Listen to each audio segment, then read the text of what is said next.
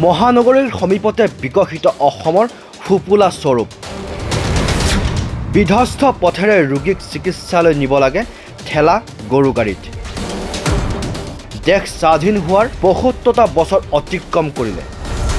কিন্তু আজিও বাট পথৰ উন্নয়ন নহল কংগ্ৰেছ বিধায়িকা নন্দিতা দাসৰ বকু সমষ্টিৰ বৃহত্তৰ টুপামাৰী অঞ্চলটোত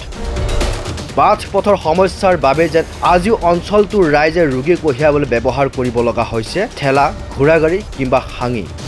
এই দৃশ্য টুপামাৰী ৰাজপথৰ এনেদৰে এগৰাকী ৰোগীক ঠেলাৰে নিছে টুপামাৰী ক্ষুদ্ৰ প্ৰাথমিক স্বাস্থ্য কেন্দ্ৰলৈ কিয়নো ৰোগীগৰাকীৰ ঘৰ টুপামাৰী গাঁৱত য'ত নাযায় গাড়ী মটৰ কিয়নো বাট পথৰ অৱস্থা একেবাৰে শোচনীয় ইফালে স্বাস্থ্য কেন্দ্ৰটোত থকা মিনি এম্বুলেন্সখন বিচাৰিলেও সময়মতে ৰোগীয়ে নাপায় সেৱা যাৰ ফলত অঞ্চলটোৰ ৰাইজে প্ৰায় এনেদৰে ৰোগী কঢ়িয়াই নিয়া দৃশ্য দেখিবলৈ পোৱা যায় টুপামাৰী ৰংগেশ্বৰী ভখুৰাদি আদি ৰাস্তাত অঞ্চলটোৰ বাট পথৰ উন্নয়নৰ ক্ষেত্ৰত চূড়ান্তভাৱে পিঠি দিছে বিধায়িকা নন্দিতা দাসে বিগত ৭টা বছৰে অঞ্চলটোৰ মূল পথ কেইটাৰে পকীকৰণ কৰিবলৈ সক্ষম নহল বিধায়িকা নন্দিতা দাস আৰু এতিয়া তাৰে ফল ভুগিছে সমষ্টিবাসীয়ে শীঘ্ৰে অঞ্চলটোৰ বাট পথৰ উন্নয়নৰ সাধন কৰিবলৈ চৰকাৰক দাবী জনাইছে স্থানীয় ৰাইজে প্লাষ্টিক সাৰ্জাৰি হয়েছে আচ্ছা মানে অপাৰেশনটা হয়েছে ঘৰ মাৰা আমাৰ ৩ নম্বৰ টুপামারি আচ্ছা আপনার কি হয় মোর মাসি হয় এনেকে যে ঠেলা টানিছে কিয় কারণ রাস্তাঘাট বেয়া এম্বুলেন্স না যায় আর মাতিলেও না যায় সেইকাৰণে ঠেলা তৈৰি আনিছে আৰু আচ্ছা কি গাড়ী মটৰ নচলে নেকি নচলে ৰাস্তা বেয়া কাৰণে নচলে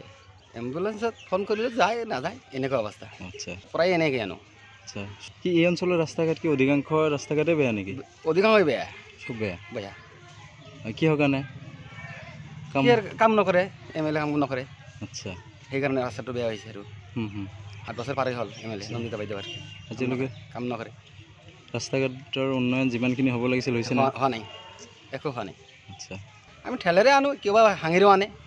যাৰ যেনেকৈ ইচ্ছা সেনেকৈ আনে আৰু আচ্ছা নিশ্চয় বিচাৰোঁ চৰকাৰৰ কাৰণে এই কাৰণে আমি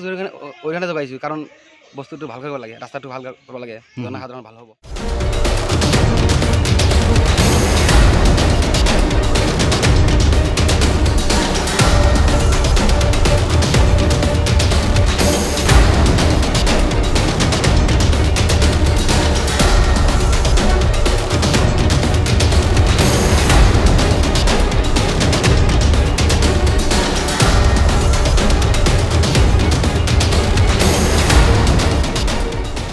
নগদ বেৰাৰ পৰা সাজাদ কবিৰৰ ৰিপৰ্ট